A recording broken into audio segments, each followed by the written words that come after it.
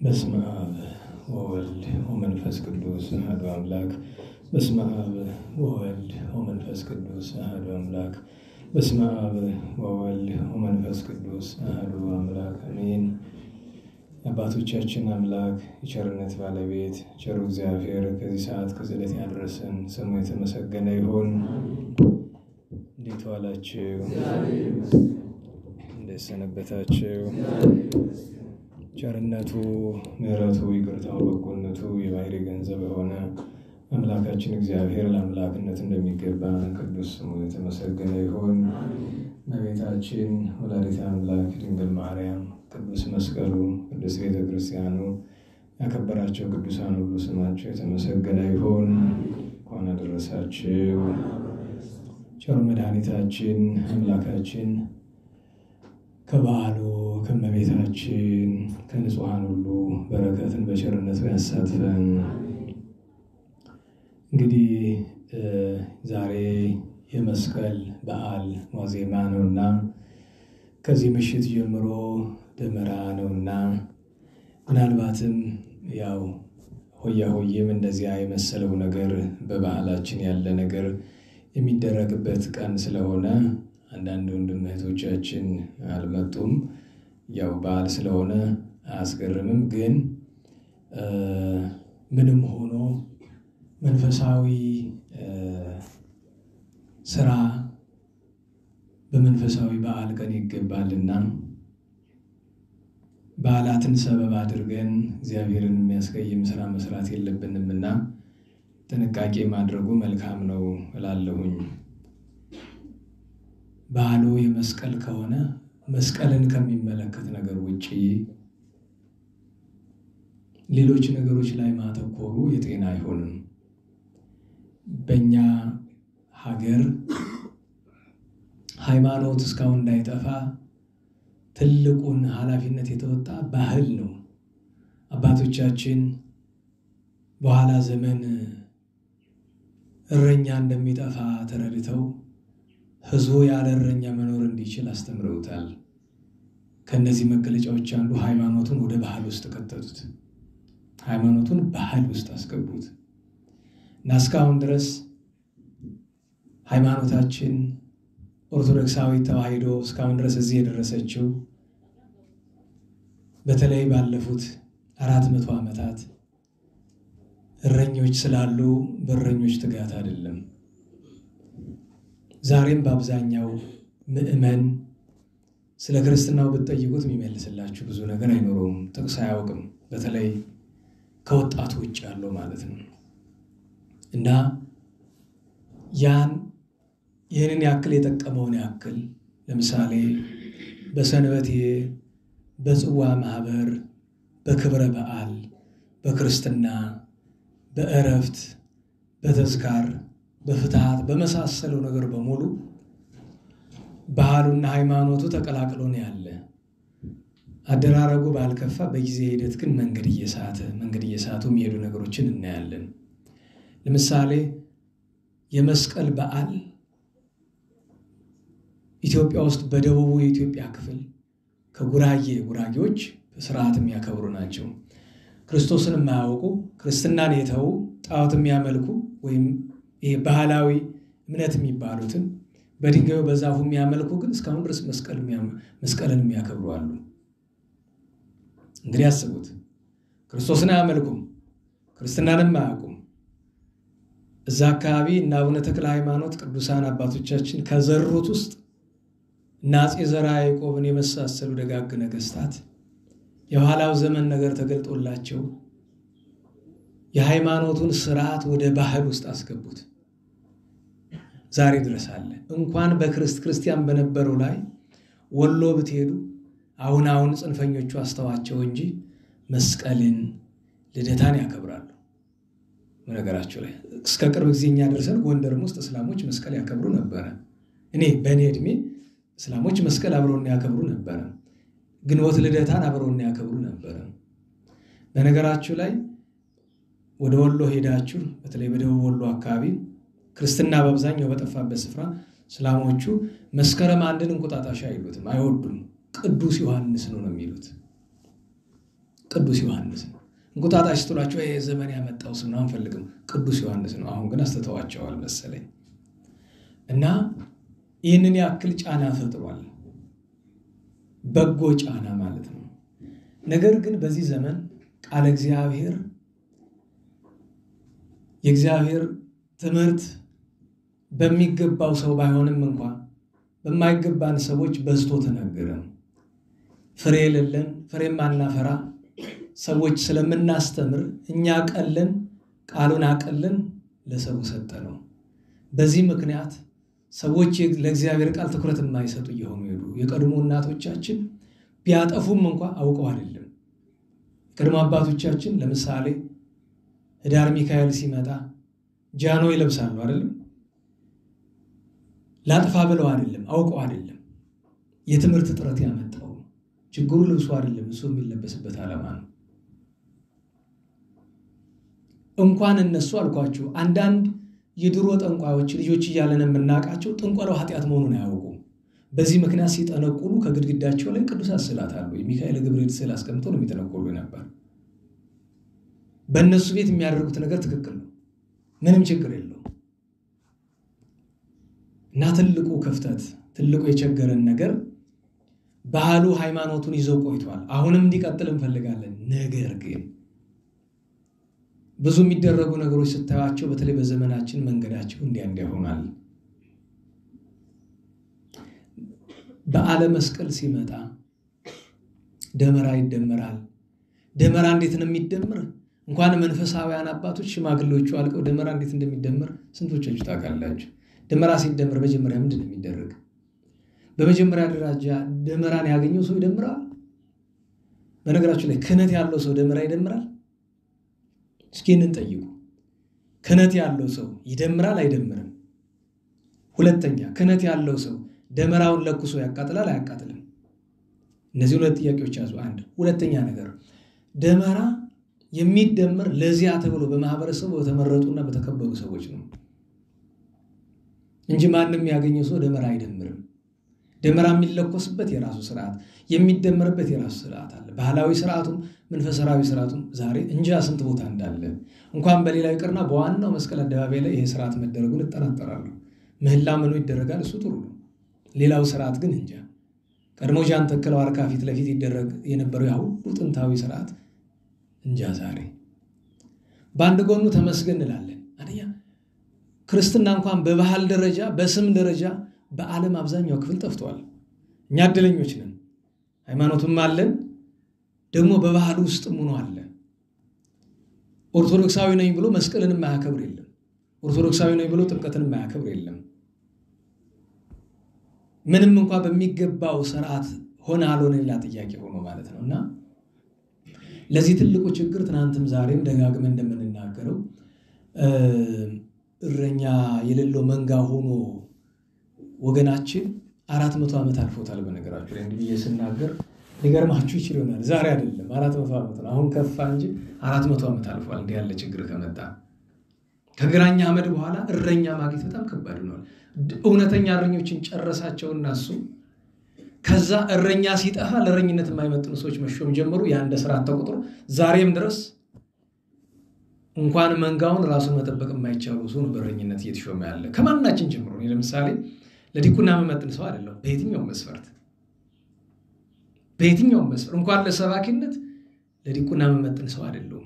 ትትና አይደለም፣ ሐቅ ነው። ይሄው የሰማዩ አምላክ ያውቃል። እሱ ነው ምስክር። ስጋ ለባሽ በምድር የሚኖር ሰው ለምስክርነት ለመጠራት ይከብዳል። ታዲያ መልእክት ምንድነው ካላችሁኝ፣ በተቻለ መጠነኛ ቤተክርስቲያን የሚንቀርብ ጥቂት ስርዓቶችን ለማስተዋል የምንሞክር ሰዎች አንድ ባህሉን አንናቅ። ለምሳሌ ሆያ ሆዬ የሚል ጭፈራል አይደለም? ከመተው ይልቅ ጥንት ምን ነበረ ዛሬ እንዴት እናደርገው? በዛ ላይ ውስጡ ላይ ያሉ ቃላት ምንድናቸው? ሆያ ሆዬ ራሱ ምን ማለት ነው? በነገራችሁ ላይ ጠይቆ የሚያቀሰው ያለ አይመስል ምን ማለት ነው ሆያ ሆዬ?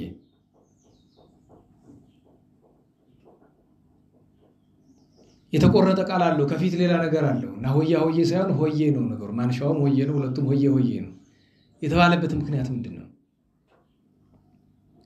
እንኳን ሌላ ይቅርና በዚህ ሆያ ሆዬ በሚል በመሃል ሀገርና በደቡብ ኢትዮጵያ ክፍል ሆያ ሆዬ የሚለው መቼ ነው? የቡሄ ነው። ቡሄ የሚሉት ደብረ ታቦርን ማለት ነው፣ የዛሰቦን ነው። አሁን ተመልከቱ፣ ለምሳሌ አሸንዳ የሚባል በዚህ በአማራ ክልልና በትግራይ ክልል ብዙ ስፍራ አለ አይደለም? አሸንዳ፣ አሸንድዬ ምናምን የሚሉት ነገር አላቸው። አሁን እሱ ምንጩ ሃይማኖት ነው። ዛሬ ግን ስትመለከቱት 90% ከሃይማኖቱ አፈንግጦ ወጥቷል። የኛ ሆያ ሆዬ ጭፈራም ስትመለከቱት እስኪ ይዘቱ እስኪ ለምሳሌ የተወሰነ ይዘት አምጡ። መጀመሪያ ምንድን ነው የሚባለው? ሆያ ሆዬ ሲባል ያኛው ሆይ የሚለው በጥንቱ መልስ ነው። ኋላ ግን ለጭፈራ ሲባል የቀረችና ሆ ተባለ። እንደዛ መንፈሳዊ ትርጉሙን ብታውቁ የሚያዘልል የሚያስጨፍር አልነበረም። በነገራችሁ ቀስ ብሎ ነው የሚባል፣ አይዘለልም። ጭብጨባውም ቀስ እየተባለ በትር የሚያዝበት ምክንያት፣ መሬት የሚመታበት ምክንያት፣ ምን አይነት በትር ነው የሚያዘው፣ ስርዓት አለው። ሁሉም ባህልም ከሃይማኖቱ የተቀዳ ስለሆነ ማለት ነው። ለምሳሌ እዚያ ማዶ ጭስ ይጨሳል። ሁሉም የትኛውም ሆያ ሆዬ ላይ አለች፣ እሷ ናት አይደለም? አጋፋሪ ይደግሳል። በጣም የራሱ የሆነ ትርጉም ያለው ነገር እኮ ነው፣ ስጋዊ ትርጉም አይደለም። እዚያ ማዶ ጭስ ይጨሳል፣ አጋፋሪ ይደግሳል። ከዚያ ድግስ እንትን ብዬ ከድንካል ጋር ምናምን ብዬ ይላል አይደለም? ትርጉም አለው። ግን በኋላ ግጥሞቹ መልካቸው ተቀይሯል። ከዛ ገንዘብ ፍለጋ ማወዳደስ አይደለም? ማወዳደሱ እኮ በሆያ ሆዬ ብቻ አይደለም፣ በተራው ድግስም አለ አይደለም? ይህን ጠላ የጠመቀው ማን ነው? ማር ወለላ ነው ይላሉ አይደል? ማሕሌተ ገንቦ ይሉታል። ጸያፍ ነው ማሕሌተ ገንቦ የሚባል። ማሕሌተ ገንቦ ማለት ገንቦ በሚባል ስፍራ ለመጀመሪያው ጊዜ ቸብቸቦ የተጀመረበት ስፍራ ናት እንጂ ገንቦ ጠላ ተጠጥቶ የሚዘምረው ማሕሌተ ገንቦ አይደለም እሱ። እና ይህን ጠላ የጠመቀው ማን ነው? ማር ወለላ ነው። ይህን ጠላ የጠመቀችው ሴት ማርና ወተት እያሉ እኛ ልጆች እያለን ጀምረን ቄስም ዲያቆንም እንደዚያ ሲል እናውቃለን። አሁን እኔ ለምሳሌ በልጅነት ሆያ ሆዬ ብለን ትኩረታችን ባህሉን መጠበቅ ትውፊቱን መጠበቅ ሃይማኖት አይደለም። ትኩረታችን ምኑ ላይ ነው? ሆያ ሆዬ ብለን የምናገኘው ሳንቲም ላይ ነው። ኢቭን ዳቦ አንወድም፣ ሳንቲም ነው የምንፈልገው። እኔ አንድ ሰው ጋር ሄደን ታሞ እንደዚያ ብለን ዳቦ ሰጥቶ ላከን። ታሞ ሳንጠይቀው ነው የሞተ። እግዚአብሔር ይማራል ነው። በዚያ አኩርፈን ቂም ይዘን ማለት ነው፣ ምንም ሳይሰጠን ቀርቶ ሳንቲም ስላልሰጠን። እሱም ብቻ አይደለም፣ ሆያ ሆዬ ብለን ስንካፈል 35 ሳንቲም ደረሰን። አሁን ዛሬ ስታስቡ 35 ሳንቲም ደረሰንና 1 ብር ተረፈች። ብዙ ስለሆነ 1 ብር እንደምንም ብትከፈል ማትከፈል ሆነች። ያኔ 5 ሳንቲም ዋጋ አለው። ኋላ ከመካከላችን አንድ ተንኮለኛ ሰው 8 ቃሪያ ያመጣል ሚጥሚጣና፣ ይሄን ሚጥሚጣ ደፍሮ የበላ 1 ብሩን ይወሰድ ይላል። አራ ወንዱ የነገስታት ዘር አምጣው።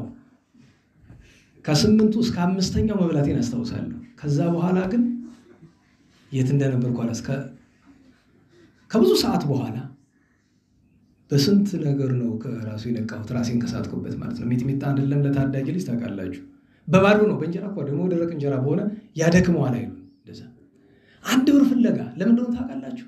ኳስ ለማየት ፊልም ምናምን ለማየት እኮ ማን አስተምሮን ማን ተቆጣጥሮን ማን ስርዓቱን አሳይቶን? አሁን ይሄ ልጆኝ ያውም ያኔ ደና ዘመኑ ነው፣ የከፋ ነገር ስለሌለን አስባችሁታል? ዛሬ እንዲያው አንድ ካህን ለበደልከው በደል 8 ሚጥሚጣ ብላ ቢለን እንበላለን?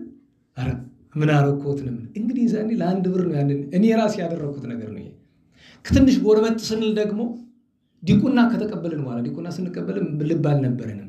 ሰብሰብ ብሎ ገንዘቡ በዛ ሲል ለምን እንካፈለዋለን? እንዝናናበት ተብሎ ምን ቢገዛበት ጥሩ ነው? ቢራ።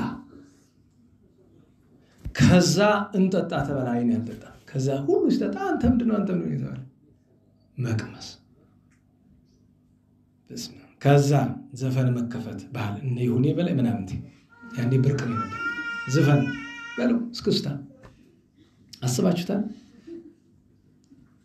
እና ተመልሼ ሳስበው ከዛ አደጋ ከዛ ጎዳና ተረፌ ዛሬ በደጁ መገኘቴ እግዚአብሔርን አደንቃለሁኝ። ለምን?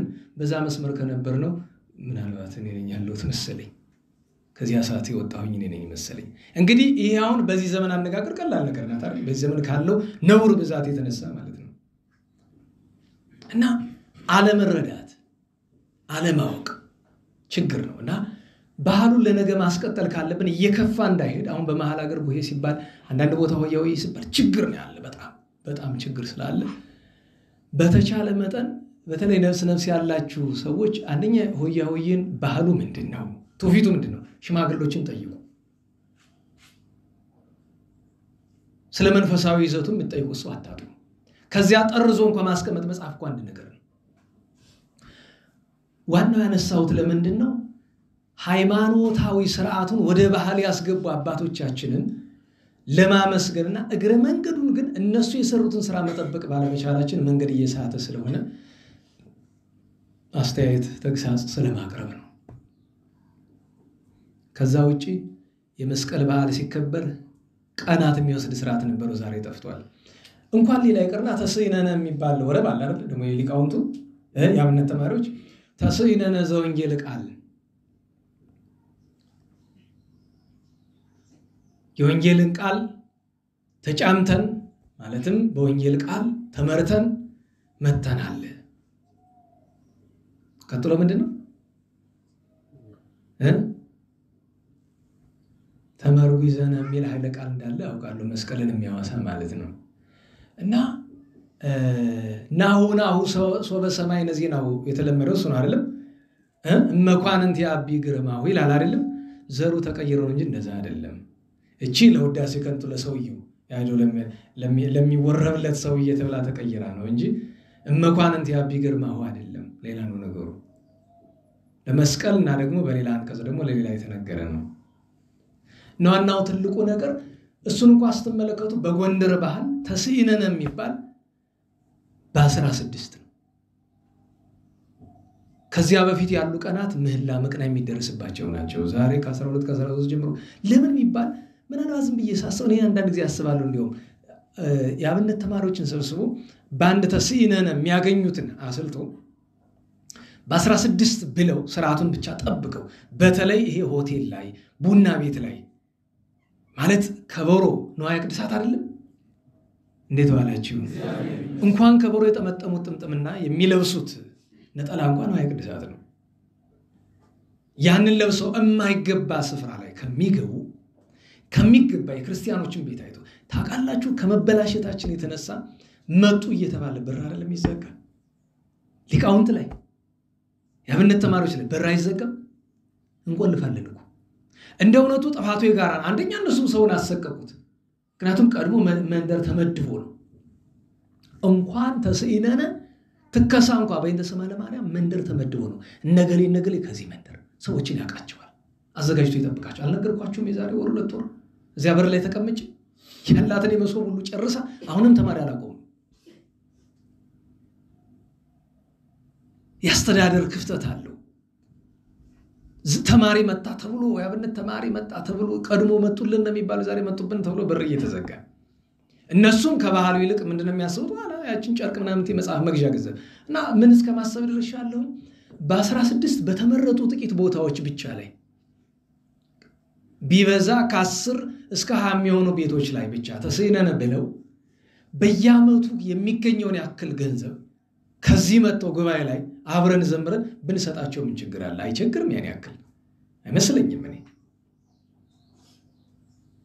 እንደዚያ ማድረግ የሚቻል ይመስለኛል ይሄንን ምልበት ምክንያት ክነት መጠበቅ አለበት አንደኛ እኩሉ ተማሪ አይ ያራኔ ተስይነን አለለም ብሎ በኩራት ተቶታል ይሄም ኖር ነው ነናላችሁ አመት ጠብቆ መስቀልን አላመሰግንም በየቤቱ እየዞርክ የመስቀልን የምስራች አልናገርም ማለትም ነውር ነው ምክንያቱም ሰው ከገንዘብ ጋር አገናኝቶ ስለ ገንዘብ አይደለም እኮ ተስይነነ ማለት ከዚያ ውጪ መስቀሉ ተደምሮ ሌሊት ብዙ ጊዜ ታውቃላችሁ ከ6 እስከ 10 ሰዓት ባለው ሰዓት ነው መስቀል ደመራ የሚለኮሰው በጎንደር ባህል በሸዋ ማታ ነው ከ1 ሰዓት እስከ 4 ሰዓት ባለው አሁን ለምሳሌ መስቀል አደባባዩ በጊዜ ሲቃጠል የምትመለከቱት እሱ ለአሰራር ጉዳይ ነው የጎንደር መስቀል አደባባይ የአዲስ አበባው መስቀል አደባባይም በጣም በጊዜ መቃጠሉ የማያስኬድ ነገር ነው የጎንደሩም ረፍዶ ፀሐይ ወጥቶ መቃጠሉ ሁሉም የማያስኬድ ነገር ነው ግን እነዚያኛው ያው መንግስታዊ ስርዓት ነው የጎንደሩ በመንግስታዊ ስርዓት ጥንት ነገስታቱ ናቸው እንደዛ ያደረጉት ለምን ሲባል መጀመሪያ ሰፈር ደመራ አለ። የሰፈር ደመራውን ሰው እስከ 10 ሰዓት ይጨርሳል። ከ10 ሰዓት ጀምሮ መጥቶ በቤተ እግዚአብሔር አስፈላጊውን አገልግሎት ከተሳተፈ በኋላ 12 ሰዓት ሲደርስ ደግሞ አጥቢያ ደመራ ይለኮሳል። አጥቢያ ደመራ እኮ ጎንደር አሁን በአብዛኛው የለም፣ ጥቂት አድባራት ነው ያለው። በዚህ የታወቅን እግዚአብሔር ይመስገን ነን። አባቶቻችን እስካሁን አልተውትም። አጥቢያ ደመራ አብየ ጊዜን የመሰለ የለም። ከአጥቢያ ደመራ በኋላ ቀጥሎ የሚካሄድበት አጼ ደመራ፣ ንጉሥ ደመራ ይባላል። ጃን ደመራ የሚሉትም አለ። እሱ የመጨረሻው እንደ ስታተስ እንደ ክብር ስለሆነ ከዛ በኋላ ሌላ ደመራ የለም። ከዛ እኔን የሚያስገርም ርሚጦ ታውቃላችሁ? እንዴት ባላችሁ። ለምሳሌ መስቀል ይደመርና እዚያ ላይ ቡና ተፈልቶ ሲጠጣ ያረፍዳል። ምን ቡናና ደመራ ምን እንደሚያገናኛቸው አላውቅም። ይሄ ባህል ውስጡ ያስገባው ጸያፍ ነገር ነው። ርሚጦው ግን ዝም ብላችሁ ተመልክቷል። መስቀል ሲቃጠል የራሱ የሆነ ስርዓት አለው። ግን ተቃጥሎ ፍሙ መርቶ ሲገኝ ፍሙ ሲመርት እዚያ ላይ የምን ቅጠል ነው የሚመጣ? የኮባ በማይገኝበት ስፍራ የዱባ በማይገኝበት ስፍራ ዛሬ ቀርቷል እንጂ የቅል ቅጠል ይደረጋል። የቅል ቅጠል ይጣፍጣል፣ ይመራል። ምክንያት ስላለው ያ በላይና በታች ቅጠሉ ይደረጋል አይደል? በመሃል ሊጡ ነው የሚሆነው አይደል? ብሆ ከዚያ እሳቱ ሲገባ ከላይ አይቀመጥም። እንዴት ነው የሚሆነው? ከውስጥ ገብቶ እሳቱ በምንና በምን ይሆናል? በላይና በታች ይሆናል። ምስጢር እኮ ነው እሱ። በነገራችን ላይ ልክ እንደ ጸሪቀ መበለት እኮ እሱ ታውቃላችሁ፣ በባዶ ነው የሚበላ። የአዲስ ዓመት ፌጦ፣ የመስቀል ርሚጦ፣ ግጥሙም ጥሩ ነው። አጋጣሚ ነው። በባዶ ወድ እንደሚበላ ታውቃላችሁ። ከጸበል በኋላ እንዲህ ያለው ስራ ስለነበረው ለሁሉም ይህንን ሁሉ ያነሳሁበት ምክንያት ባህሉን እንጠብቀው፣ መንገድ እንዳይስት እናደርገው ለማለት ነው። ይሄ ኩራቱ ምናምን ተው፣ ወያውየውን ከዘፈን እንገድበው፣ በልክ እናደርገው፣ ከገንዘብ ጋር እናገናኘው። ምንም ሳንቲም ብናገኝ በተቻለ መጠን አንደኛ አስራት እናውጣለት፣ ከአስራቱ ቀጥሎ ደግሞ የሚገባ እግዚአብሔር የሚወደው ስፍራ ላይ እናውለው ለማለት ነው። ቸር አምላካችን በዓለ መስቀሉን የሰላም ያደርግልን። በዓለ መስቀሉን የሰላም ያደርግልን። ከመስቀል የሚበልጥ ከመቤታችን አንጻር ከመቤታችን በቀር ከመስቀል የሚበልጥ ከፍጡር ወገን የለምና ነገ ቅዳሜ አይደለም? እስቲ ጥቂት ቀደም ብለን እንጀምርና ስለ መስቀል እንማር። ነገ እዚያ ስፍራ ላይ ትምህርት ሊኖር ይችላል፣ ግን ብዙም ለማዳመጥ አይሆንምና ብዙ ጊዜ በየዓመቱ የመስቀል አደባባይ በቃል እያልን ተምረን አናውቅም አይደል? መስቀል እስቲ ነገ እግዚአብሔር ከፈቀደ መላውን በሰዓቱ ጀምረን ጥቂት ትምህርት ለቅዱስ መስቀሉ። እስካሁን የተነጋገርነው ስለ ባህሉ ነው። ነገ ደግሞ ስለ መስቀሉ፣ በመስቀሉ ከመስቀል ነገ የሚከበሩ በዓላት በሙሉ ከመስቀል ጋር የተያዙ ናቸው። ታነታ አውግንስታ፣ ናውዶኪስ፣ ነኢንዳስ፣ ነቁንስታ፣ ናላዳድ፣ ነገሥት ጻድቃን በሙሉ አኖሬዎስ፣ አርቃዲዮስ፣ አፄ ዳዊት፣ አፄ ዘርዓ ያዕቆብ፣ ሌሎችም በሙሉ ሁሉም ነገር ከመስቀል ጋር የተገናኘ ስለሆነ ማለት ነው። በተረፈው አውደ ዓመቱን መድኃኔዓለም በዓሉን የሰላም ያደርግልን። በእውነት የመስቀሉን በረከት ለማግኘት የመስቀሉ ሰው መሆን ጥሩ ነው። ታስታውሱም የዛሬ 12 ዓመት አካባቢ በወርሃ ሚያዝያ 30 ወንድሞቻችን ሊቢያ የታረዱ ጊዜ የሚያርደው ሰውዬ ቢላዋ ካራ በእጁ ይዞ ምንድን ነበር ይላቸው የነበረ? ፒፕል ኦፍ ዘ ክሮስ አይደል ይላቸው የነበረ? የመስቀሉ ሰዎች። እንደዛ ለመባል ያብቃን። ለመታረዱ አይደለም፣ ያ በፍጹም መምረጥ ይፈልጋል። የመስቀሉ ሰዎች ለመባል ሳይሆን ለመሆን ያብቃን መድኃኔዓለም። ባለፉት ቀናት የዘጌና ቅዱሳንን ነገር ስናወሳ ሰንብተናል። የዛሬ ሳምንት ያነሳነው ርዕስ ነበረ አይደለም? ዛሬ እሱ እናጠቃለው። በመስቀል ምክንያት የሚቀጥለው ሳምንት እንዳንል የሚቀጥለው ሳምንት ቅዱስ ዳዊት ዝክር አለ። ዛሬ 2 ሳምንት ግን ጽጌ ትገባለች ነው። ወደዚህ ርዕስ አንመለስም። ስለዚህ ርዕሳችን እሱ ነው የሚሆነው። አሁን ሀተት አልሰጠበትም። መግቢያው ሁሉ ሳምንት ስላለቀ ማጠቃለያው ነው። እንግዲህ ስራ ከተሰጣቸው 7 ሰዎች መካከል እንግዲህ ጥቂቶች ነው የምትኖሩ። ያላችሁትን ያክል እንተረጉማለን። ሌሎቻችሁ ደግሞ ሌሎችን ካስታወሳችሁ ጥሩ ነው፣ እንተረጉማለን። እና ርዕሳችን ምን ነበረ? ለውስተ ሞቅህ አድን፣ በእስር ቤት ያሉትን አድን ነው የሚለው። ዛሬ 16 ነው። ዛሬ ኢየሩሳሌም ናት። ዛሬ ቤተ ክርስቲያን ዓመታዊ በዓል ማኅደረ ሰላምን ነው ዛሬ የሚመላለስ የነበረ ብላችሁት ከሆነ ዛሬ አባ አጋቶን ነው። ዛሬ አቡነ አስራተ ማርያም ኢትዮጵያዊ ጻድቅ ናቸው። ዛሬ ጦቢት ወልደ ገባኤል ነው። ከዚህ ለመድረስ ግን ከ9 ወዲህ እንምጣ።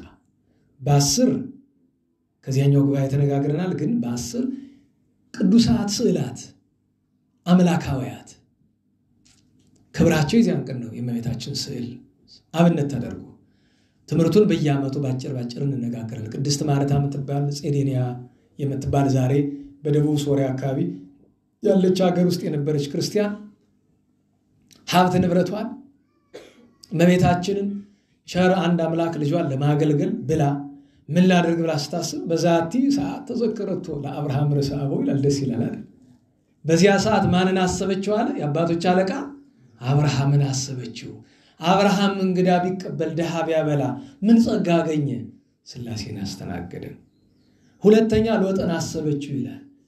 ሎጥ እንግዳ ቢቀበል ማንን አስተናገደ? ሚካኤልና ገብርኤልን መላእክትን። ሶስተኛ ማርታ እህት አልዓዛርን አሰበቻት ይላል። እንግዳ ብትወድ ማንን አስተናገደች? ቸሩ መድኃኔዓለም አምላካችን ኢየሱስ ክርስቶስን አስተናገደች። ከዚያ ቤቷን የእንግዳ ቤት አደረገች። እንግዶችን ትቀበላለች። ታዲያ ሊቃውንት መነኮሳት በቤቱ ያደሩላት እንደሆነ ከፊታቸው በርከክ ብላ አስተምሩኝ መከሩኝ ትላቸዋለች። ቃል እግዚአብሔር ትጠይቃለች። አንድ ቀን በጨዋታ ዜና አበው ሲነገር ቆይቶ የእመቤታችን ፍቅር ሲነገር ስለ እመቤታችን ተአምራት አንዱ አንስቶ ይናገራል። ከዛ እመቤታችን እኮ በስዕሉ አድራ ተአምር ታደርጋለች ብሎ ይናገራል። ከዛ አንዱ ደግሞ ተነስቶ በኢየሩሳሌም ድንቅ ስዕላት የእመቤታችን የሚስሉ ሰዓሊዎች አሉ ይላል። ከእግራቸው ወድቃ ኧረ እባካችሁ ስዕል አድኖ የእመቤቴን አምጡልኝ ይላል። ቴዎድሮስ የሚባል ኢትዮጵያዊ መነኩሴ በዚያ ወራት ሄዶ ነበረ። በነገራችን ላይ ከኢትዮጵያ ወደ ኢየሩሳሌም ለመሄድ በጼዴንያ አይደለም መንገዱ። ምክንያቱም ጼዴንያ ያለችው ወዲያ ነው፣ አልፎ ነው፣ ኢየሩሳሌምን አልፎ ነው። የጥንት አባቶቻችን ቅዱሳን ግን ሁሉንም ቅዱሳት መካናት ስለሚሳለሙ በዚያ ቆይቶ እየመጣ ነው እሱ። ከዚያ እኔ አመጣልሻለሁ ማት ወርቅና ብር አመጣችል። የለም እንደሱ አይሆንም፣ በገዛ ገንዘቤ ዋጅቼ ላምጣልሽ፣ ኋላ ትከፍኛለሽ አላት። አደራ አለችው። ሄደ። ኢየሩሳሌም ደርሶ ሳይገዛ ሲወጣ እመቤታችን ከሰማይ ድምፅ አሰማችው። ለምን ረሳ? ስዕል ሳትገዛ አለችው። ድምፅን የሰማ ደንግጦ ተመልሶ ቅዱስ ሉቃስ 4 ስዕሎች ስዕሏል ይባላል። ከነዚህ አንዱን በአጋጣሚ እንግዲህ አይሸጥም ያ ነገር። እንዴት ልክ እንተ እፍረት ማርያም ሽቱ ስትገዛ ሀድኖክ የሸጠላት የማይሸጥ ሽቱ ነው አይደለም። ዳዊት ሰሎሞን ይቀቡበት የነበረው ሽቱ ነው አይደለም የሰጣት። ኋላ ደግሞ የጌታ ወዙ ያረፈበት ስፍራ ሽቱ ነው። ያችን ይዞ ጎዳና ሲመጣ ሽፍታ ቢመጣ ሽፍታውን ስታባርለት፣ አንበሳ ቢመጣ ስታባር ድንቅ ተአምራት ያደረገችለት። እችንም ምን የሞኝ ነው ለዚያ ሴትዮ ምሰጥ፣ ለኔም ለሀገሬም ትረባኛለች፣ ወደ ኢትዮጵያ ነው ወስዳት ብሎ ተነስቶ መጣ። አባባሉ ስህተት ነው? ትክክል ነው? እንዴት ዋላችሁ? ኧረ እንዴት ዋላችሁ? አባባሉ ስህተት ነው? ትክክል ነው? ለጊዜው ስህተት ነው፣ በኋላ ትክክል ነው። እንዴት ብትሉ ለጊዜው ወዳጇ እሷ ናት፣ ኋላ ግን ለኢትዮጵያ ትገባለችና በሚመጣው ሰዓት አመጣታለች እመቤታችን ያችን ስዕል ብለን እናምናለን እኛ። እዚያ ሐይቅ ውስጥ ገብቶ ወዴት ነህ አለው። አንዱ ወደ ላይ ወደ ጼዴንያ ነው የምሄዳለሁ። አንተስ? እኔማ ወደ ኢትዮጵያ ጎዳና እወጣለሁ በስርጡ አድርጌ ያለው። አያይ ወደ ኢትዮጵያ ነው ማይበሉ ጥቅልል አድርገው ወስዶ ጼዴንያ ያመርታሉ። አይ ወዴት ታውቀኛለች? እንግዳው በዘሎሎ ገባ፣ ተስተናገደ። ሊወጣ ሲል በሩን ጥርቅም አደረገችበት እመቤታችን። እንዴት እንደዘጋችበት እሷ ነው የምታውቀው። ለምን ቢባል በሩ ለሱ ድፍን ግድግዳ ነው፣ ለሌሎች ግን በር ነው። ሲያረመሰምስ ስትመለከተው ወጣ። አባቴ አሞሃል መሰል ነግባ አደር ብላ ሁለተኛ አስተናገደችው። 3 ቀን እንደዛ ነው። ኋላ ጠራቸውና አንተ አባ አለችው። አቤት። እንደ ጤነኛ አትሄድ፣ እንደ በሽተኛ አትተኛ፣ ምንድነው ጉዱ? እስቲ ነገረኛ። እያፈረ ነገር ጀመረ ይላል። ረሳሽኝ አለ። ስንቱን አውቃለሁ፣ የሚወጣው የሚገባው ብዙ ነው አለችው። እኔ እንጂ ስዕል አድኖ አምጣልኝ ያልሽኝ ኢትዮጵያዊ መነኩሴ እኮ ነኝ አለ። እና እንዴት ሆነ አለችው። አመጣሁልሽ። እንዴት ያለች ሳያወጣት እንደደበቀ ያደረገችለትን ዝና ሁሉ ነገራት። ቢያወጣት በክንዱ ውስጥ አቅፏት ኑሮ ሙቀት ነበረና ወዟ ጠብ ጠብ እያለ ከግንባሩ ላበት እንደሰው ማለት እንደመደ ስጋ እንደለበሰ እና ስታት ዘልብስተ ስጋ ትመስል ከስጋ የለበሰች እንዲሁ በአካል ያለች ከደስታዋ የተነሳ ታላቅ እልልታ አሰማች። ጫማውን ወድቃ ሳመችው። ተቀብላ ወስዳ ቤት ሰርታ ማኖሪያ አስቀምጣ ይሄ እንደ ፍርግርግ ያለ ነገር ሰው እንዳይዳሳት አድርጋ በዚያ ሁሉ ጥንቃቄ አድርጋ አስቀመጠቻት። ከዚያም የሚወጣ ስዕል ከስዕሉ የሚወጣ ወዝ ድውያንን ይፈውስ ነበረ። በቀደም እንደነገርኳችሁ ጳጳሳት ስዕሉን ለመውሰድ ያላደረጉት ጥረት የለም። ሲሞክሩት መሬትን ትንቀጠቀጣለች። ድፍት ነው የሚሉ ጳጳሱ በፊታቸው። ኋላ ቅድስት ማርታ ስታርፍ ያንኑ የእሷን ቤት እዚያው ጼዴንያ ላይ ገዳም አድርገው አኑረውታል። ታዲያ እንዲህ ያለ ስዕል አድኖ በማክበር ስዕል አድኖ በማክበር ኢትዮጵያውያንን ያከለም የታምረ ማርያም የመጨረሻውን ታምር አንብባችሁታል? የጥንቱ ታምረ ማርያም የአሁኑ ታምር እንኳን የታተመው ብዙ ነው በጣም ያለው ውስጡ 117 ይሁን ጊዜ ምን ተገኘ። የመጨረሻው ታምር ምንድነው? ዘከመ ተናገረቶም ለሰባ ኢትዮጵያ ይላል አይደል? ምንድነው ያለቻችሁ? ያቺ ስዕል አድኖ የግብፃውያንን ልማድ እና የሌሎችን ልማድ አድርጋችሁ ጫማ ለብሳችሁ ስዕል ካለበት ቦታ ትገባላችሁ አለቻቸው ይላል። ዛሬ ያለ ድፍረት እንዲው ጉባኤ ተከብራለች እንጂ ዛሬ ጫማችንን እስከ የት ነው ይዘነው የምንገባ? እኛኛ ወደ ቅኔ ማይለት እናስገባዋለን። ከኛ በደንብ ደፈር ያለው እስከ ቅዱሱ ያስገባዋል። ዋኖቹ ደፋሮች ደግሞ የተመቅደስ ይገዛው ይገባሉ አይደል? ጥፋቱ የማን ነው? የጋራ ነው። አስቡት፣ ችግር አይደል?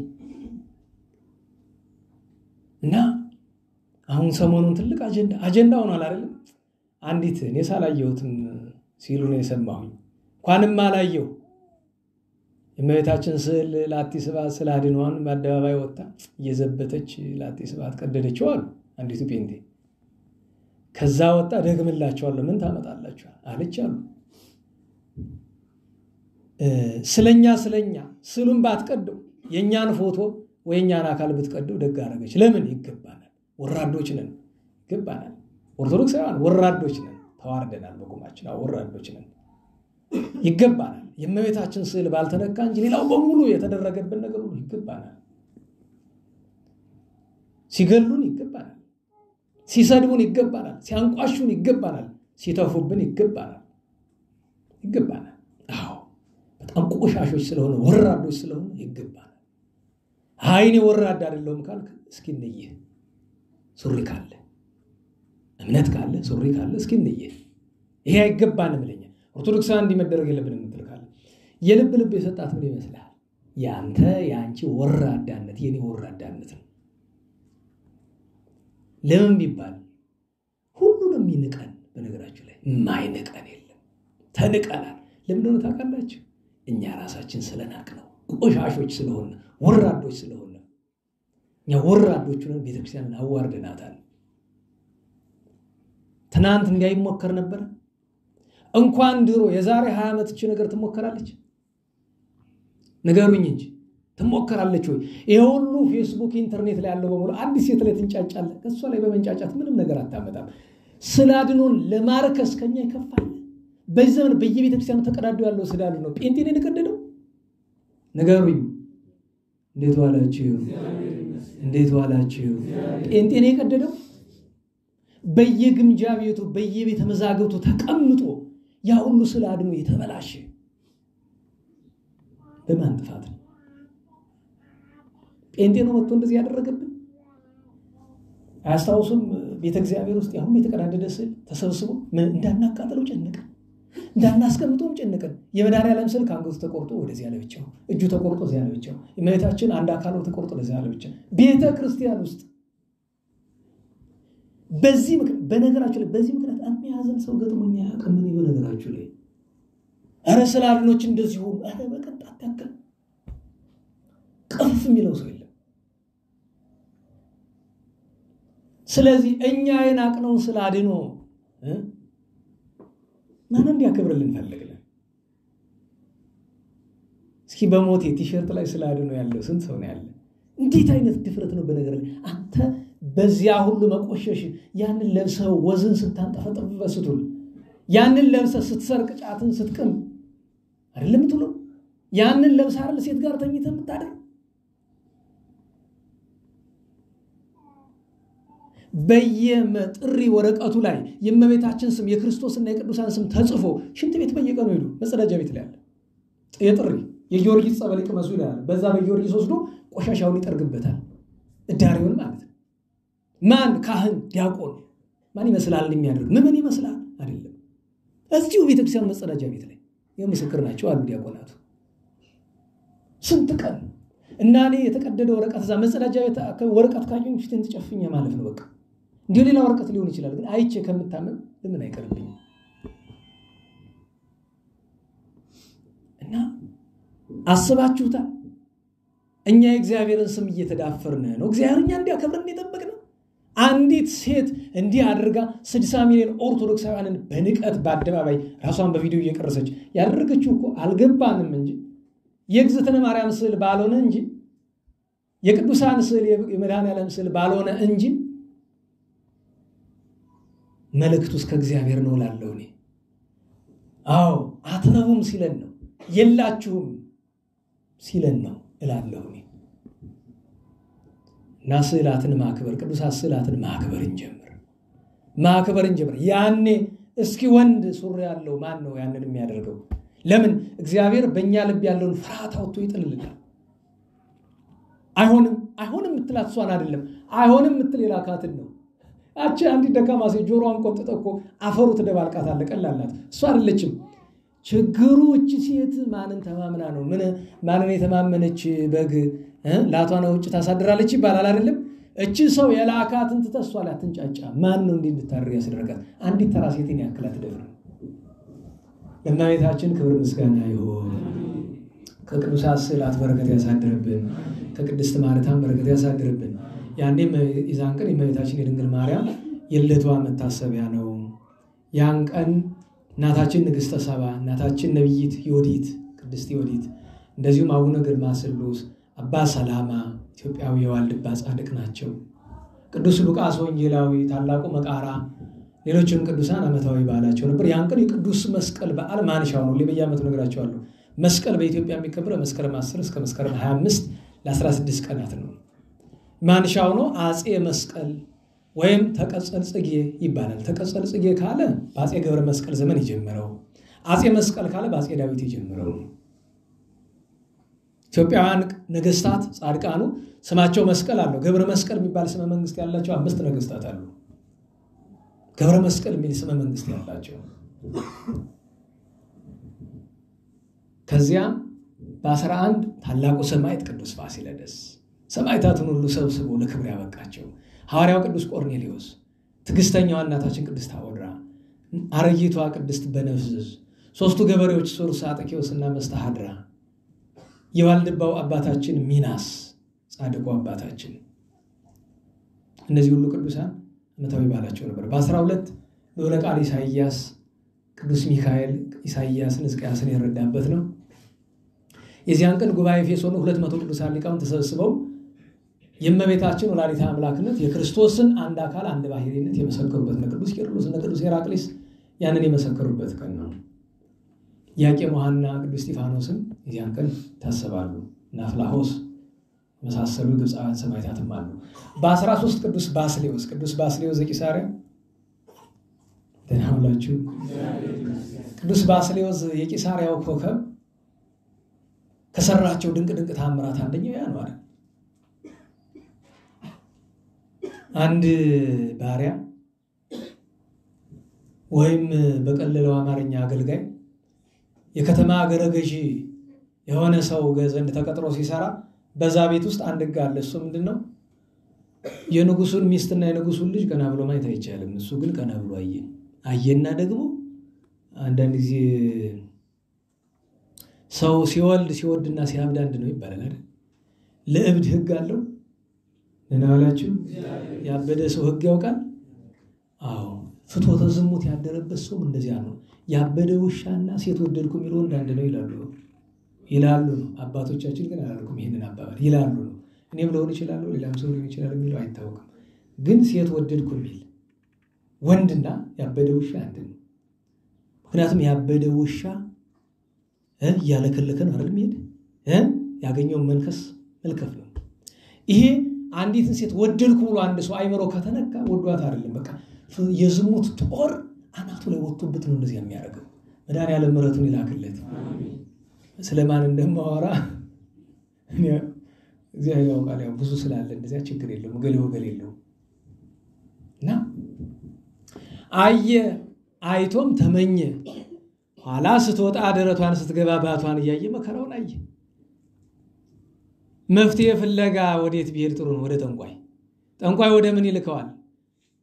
ወደ ሰይጣን በቀጥታ ሄድና ከአሕዛብ መቃብር ይችን የሰጠውን ደብዳቤ አለ ያችን ይዘህ ግራ እጅህን አንሳለት ለሰይጣን ይመጣል፣ እንዳትፈራ እንዳትደነግጥ አለው። መጣ። አንዱ ጋኔን መጥቶ ይዞት ወደ ዋናው አለቃቸው ይዞት ሄደ። ምንድነው የምትፈልጋለህ? ያችን ሴት ወድጄ እኔ ያደርግልኛል። በፈንታው ምን ትከፍለኛለህ አለው። ምን እንድከፍል ትፈልጋለህ? ፈጣሪህን ክርስቶስን ከወዳጆቹ ሁሉ ጋር ካደልኛል። ምን ችግር አለ? ሎቱ ስብሐት ክድልህ። ሎቱ ስብሐት ይሄን እሱ እንዳይመስላችሁ ሊክደው ነው ሎቱ ስብሐት የሚለው። ኋላ ስለሄድ ሲል ቆይ አይ በቃል ያለ ይረሳል፣ በጽሁፍ ያለ ይወረሳል። በቃልም ዲያብሎስ መች ይረሳል ትሉኝ እንደሆነ ምስክር ብሎ ጻፍ ብሎ አጻፈው። አንድም ራሱ ጽፎ በደም ማህተም አተመበት ይላል። ያን አማመልክ አንተን ነው ብሎ ማለት ነው። ሰይጣን ደብዳቤ ሰጠው። ሄደ ባለ ፈቃድ ይፈጽምልሃል አለ። እሷ መንፈስ ረድኤት የራቃትና ስትሄድ ጠላት ሄዶ ልቧ ገባ። አለች፣ አበደች። ከሱ ይልቅ እሷ አጋውኝ አለ ራሴን አንቃለሁ እያለች። በጣም ከማዝንባቸው ነገሮች አንዱ በቤታችን የተጠለሉ ሰዎች መስተፋቅርን እንሰራለን። ስለ መስተፋቅር ጉዳይ እዚህ በፊት ነግሬያቸዋለሁ። እንዴት ዋላችሁ? መስተፋቅር ክርስቲያን ላይ አይሰራም። ለምን ብትሉ መንፈስ ቅዱስ ስላደረበት። ምክንያቱም መስተፋቅር የሰይጣን ስራ ስለሆነ። ታዲያ አንዳንዱ ክርስቲያን ላይ የሚሰራ ለምንድን ነው? ክርስቲያን ላይ እኮ ነው ያልኩህ። አንቺ ላይ አንተ ላይ ማለት አይደለም፣ ክርስቲያን ላይ ከሆናችሁ ሰየው አይሰራም። ለናላችሁ ክርስቶስ ባደረበት አካል ላይ ሰይጣን ምን ሙያ አለው? ምን አቅም አለው? ግን ለዚህ የተገባን ካልሆነ ችግር ነው። ብዙዎች ብዙ ይሞክራሉ። በነገራችሁ ላይ አንድ ጠላ ቤት ነበረ ድሮ ዛሬ 10 ምናምን ዓመት በዚህ ሰፈር እና እዛ ጠላ ቤት ላይ አንዲት የሰፈር ልጅ አለች እና እዛ ዘመዳቸው ስለሆነች ሄደች ትቀመጣለች እና የሚያወሩትን እየሰማች አንዳንዴ ታወራኛለች። እና አንዱ እዚህኛ ጋር የነበረ አብሮኝኛ ጋር ወንበር እንታክሊሉ ነሳቸውን ይመርያሉ አብሮን የሚማር ነው እና ምናምን ድግም ትችላለህ ይላል። ያመችም ያቺ ምታቷን ምናምን ይሞክራል። እቺ ወረቀቷን ብር አረጋለሁ ማለት ግን ያው ጧት አድርጋችኋት ማታ ተመልሳ ወረቀት ናት። ምክንያቱም በነገራችን ላይ ምታት የሚሰራ ወረቀቱ ላይ አይደለም፣ እማን ላይ ነው? ከሰው አይን ላይ ነው።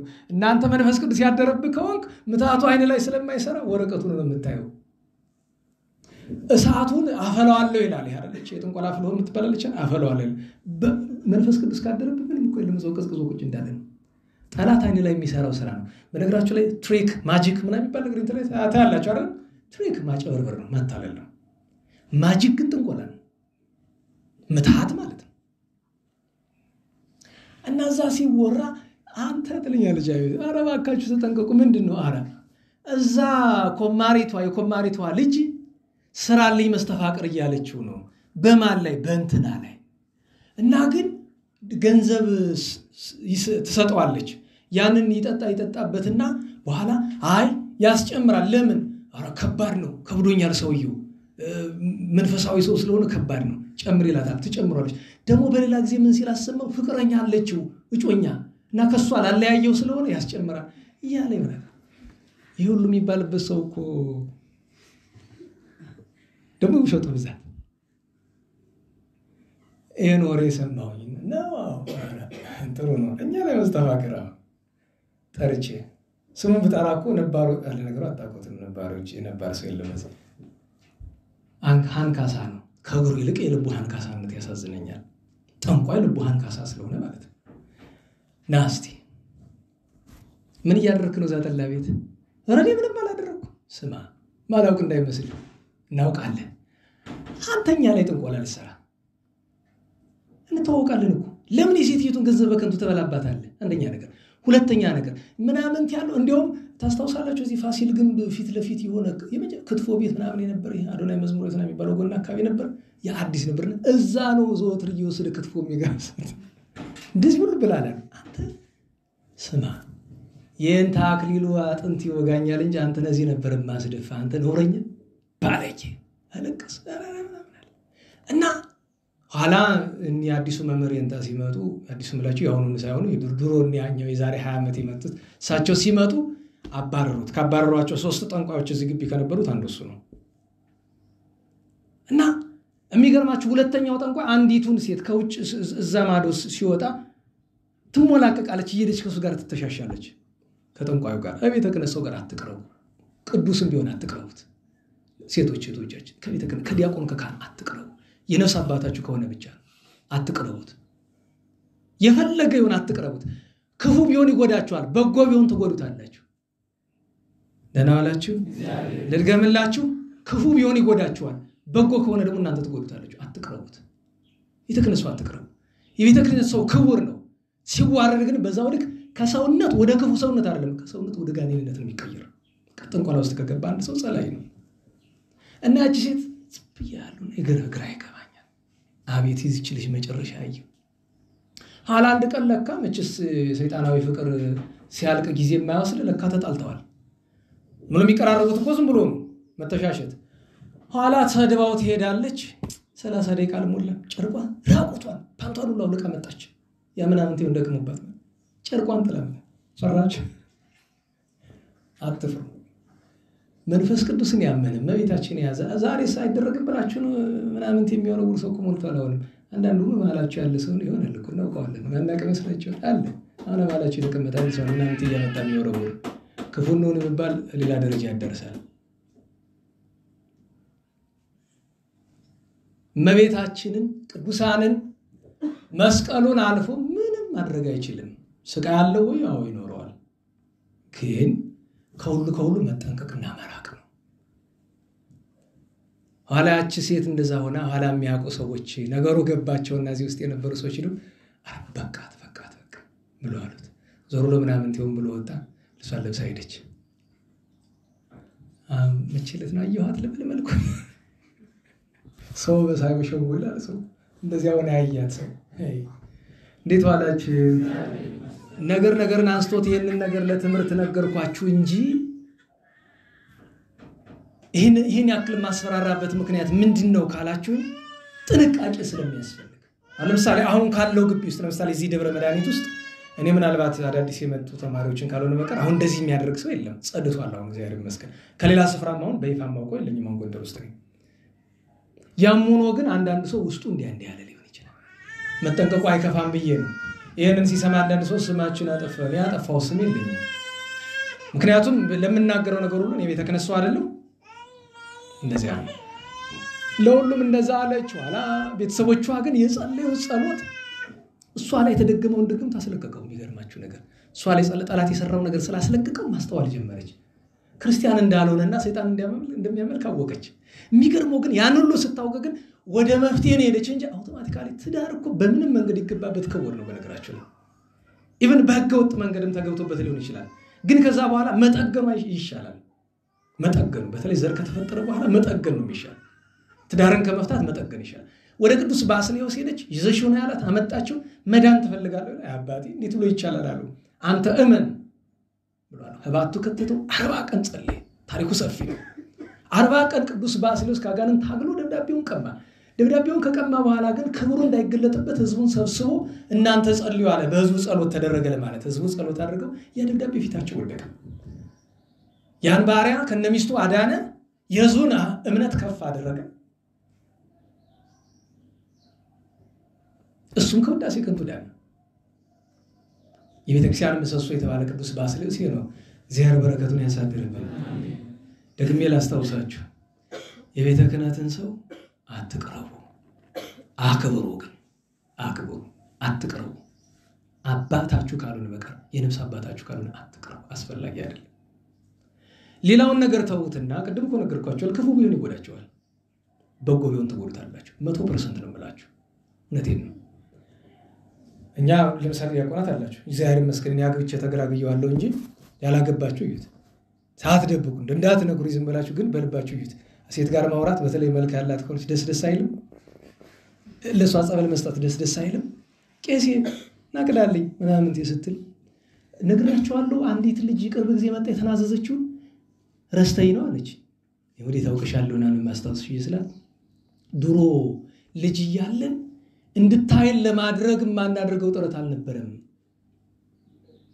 አይቻችሁ ምን ላደረገ እንጃ ምኑን አናቀውም ብቻ ግን እንደዛ ነበር ወንጌል በመታሳለምበት ጊዜ እየዞር ድሮኛ ክብረ በዓል ሲሆን ብዙ የሚያስቀድሰን ስለማናገኝ ወንጌል ለምናሳለምና እንደዛ ሲደረግ እና በጣም ከሚያናደኝ ነገር መካከል አንዱ ለምንድን ነው መሬት እያየ የሚሄድ ይሄ ልጅና እንዲህ አይነት እናድርገው ነው መሬት የሚያሳዩኝ እንተ ለስላሴ ናቸው ነፍሳቸው ይማር ልጅ ሴት ፊት አትይ ስታሳልም መሬት እያየ በዚህ ምክንያት ነገራችሁ ላይ ክፉ ነገር ምን እንደገጠመኝ ታውቃላችሁ ሰውን ሁሉ በእግሩ መለየት ጀመርኩ እግራቸው ላይ ማን እንደሆነ አውቃቸዋለሁ እውነቴን ዛሬ ድረስ ከ20 ምናምን ከ25 ከ27 ዓመት በኋላ በእግራቸው ትዝ ይሉኛል እንኳን የሴቱን ረስቻለሁ የወንዱን አሁን ለምሳሌ ሸቴ የሚባል ቀሲስ ሸቴ ያለው ባህር ዳር ያለ እግሩ ላይ ያለችው ጠባሳ በአውራ ጣቱና ቀጥሎ ባለው መካከል ያለው ሰፊ ክፍተት ምናምን ትዝ ይለኛል የጥፍሮቹ ቅርጽ ነው እንግዲህ አስቡት ሸቴ እኮ በ91 ዓመተ ምህረት ነው የወጣ ዛሬ 28 ዓመት ይሆኑ ነው አይደል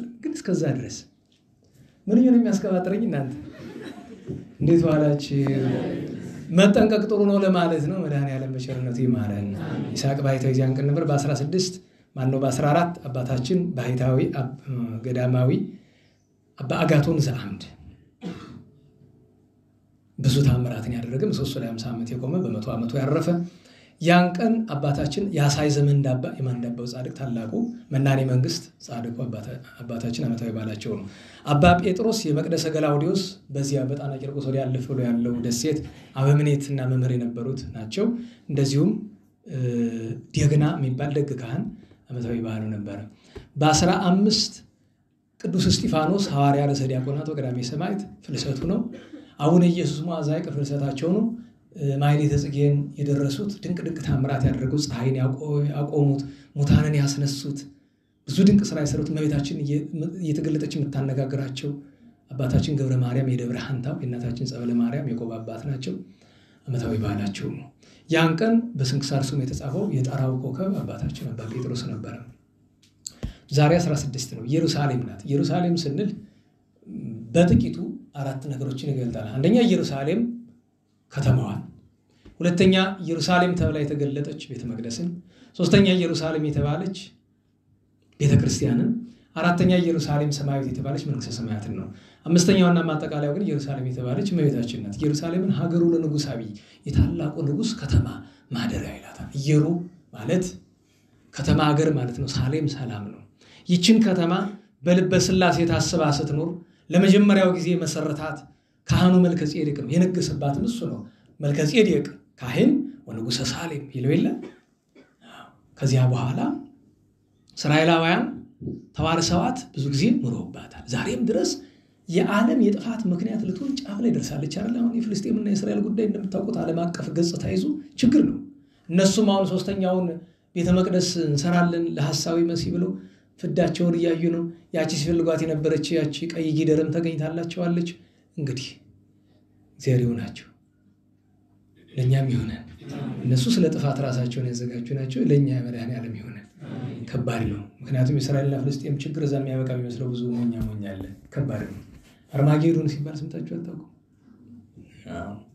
ሐሳዊ መሲህ ተወልዷል እየተባለ አንዳንድ ነገር አልሰማችሁ አረ መድኃኒዓለም ማለት ምንድን ነው የሚያስከበጥረኝ እናንተ ወደ ያገባው እንታቶ ሹመል ያረፈሱ እንዲህ አይነት ነገር እያወራ አረ መድኃኒዓለም ረባኮን ተው እንዲህ ያለ ወሬ በነገራችሁ ላይ ተግባር አይደለም የሚነገርኳችሁ ወሬ ነው አው ያውኑ ወሬ ነው እሺ ወሬ ነው ትምህርት አድርጋችሁ እንዳትዙት ደግሞ ዝም ብዬ ነው የቀባጠር ወሬ ነው ግን ዙሮ መድኃኒዓለም መቼ እንደሚመጣ አናውቀውም ዳግም ሰዓቱ አይደል አናውቀው ስለዚህ የጥፋት ልጅ መቼ እንደሚነሳ ታውቁትም ተወልዶም ይሆናል አልወልዶም ይሆናል እግዚአብሔር ያውቃል እሱ እኛ አናውቅም ለሁሉም ግን ወደ ለዋኒኩም ሐልዩ ነው ተዘጋጁ ነው መዘጋጀት ጥሩ ነው ለሁሉ ነገር እና ይቺ ቅድስት ሀገር ዛሬ ምክንያቷ ምንድነው ከተባለ ቅዱስ ዳዊት አሰንያ እግዚኦ ስምረትከ ለጽዮን አቤቱ ጽዮንን በደግነት በፈቃድ በቸርነት አሰማምራት ብሎ ነበርና ወዲህ በሰሎሞን ኋላም በዘሩባቤል ከዚያ ደግሞ ከፈረሰች በኋላ ለአይሁድ እንደሚገባ ሳይሆን ለክርስቶሳውያን እንደሚገባ ጻድቁ ቆስጠንጢኖስና ቅድስት እሌኒ በ80 የተቀደሱ ስፍራዎች በዚህች ዕለት 80 ቤተክርስቲያን እኮ እዚህች ዕለት 79 ቤተክርስቲያን የተቀደሰ 80ኛው ነገር ስለሆነ የተቀደሰ ማለት ነው። 79 ቤተክርስቲያን እኮ የተቀደሰ የት ብትሉ እመቤታችን ጌታችን ቅዱሳን ሐዋርያት ይረግጡበት ስፍራ በሙሉ እመቤታችን ተጸነሰችበት፣ ተወለደችበት፣ ያደገችበት እያንዳንዱ ስፍራ እስከ እርገቷ ድረስ የጌታም እንደዛ። ከሁሉ አብያተ ክርስቲያናት የሚበልጠው ግን የትኛው ነው? የጎልጎታው ጌታ የተሰቀለበት፣ የተቀበረበት፣ ሞትን ድል አድርጎ የተነሳበት እና ቅዳሴ ቤት ስለሆነና ከተማዋ በሙሉ በቤተ ክርስቲያን ስላጌጠች አሰንያ እግዚኦ ስመረት ከለጽዮን መዝሙር 50 ላይ ጽዮንን አሰማምራት በውዴታ በፈቃድ ወይ ታነጻ አረፋት ያየ ለኢየሩሳሌም ኢየሩሳሌም ጠፍታ ነበርና ቅጥሮቿ አይታደሱ ይሰሩ አመት ሰምር መስዋዕት ጽድቅ እውነተኛው መስዋዕት የወደድክ ጊዜ አሚሃ ያረጉ ሰምስዋሂከ አለምታ ይላል። በብሉይ ቢሄዱ የሰባውን አርደው አወራርደው የጠራውን አውርደው መስዋዕት ያቀርቡልሃል ነው። አንድም በሐዲስ ቢመጡ መስዋዕከ አልህምተ ያለውን በነጠላ ወስዶ አምጹ ለነ ለሃይመ መግዛእ ኃይል መጽሐፍ ስብሐት ለወልድ ዘመጻ ከመይጠባ ዘውእቱ መግዛእ ላይም ንጹህ እንዳደረገ ማለት ነው። እንዲህ ብሎ ተናግሯል። ለኢየሩሳሌም ቤተክርስቲያን ዛሬ ኢየሩሳሌም ቤተክርስቲያን የምናስብበት ቀን ነው። ቤታችን ወራዊ ኪዳኗ መታሰቢያ ቀን ነው። ዛሬ ጦቢት ምጽዋት የሚወድ በሀገሩ እያለ ደግ የነበረ ኢየሩሳሌም እየወረደ ከሰማርያ ይሳለም የነበረ አስራቱን ያወጣ የነበረ ሰዓቱ ሄዶን ተመስገን ደህና ነው። አስራቱን በኩራቱን ያወጣ የነበረ ቀዳሚያቱን ያወጣ የነበረ ከሁሉ ከሚያገኘው ምርት በሙሉ ከሚያገኘው ነገር በሙሉ ያገኘውን ከሶስት ይከፍለውና ወይሁ ሳልስተ እዲሁ ይላል አይደለም።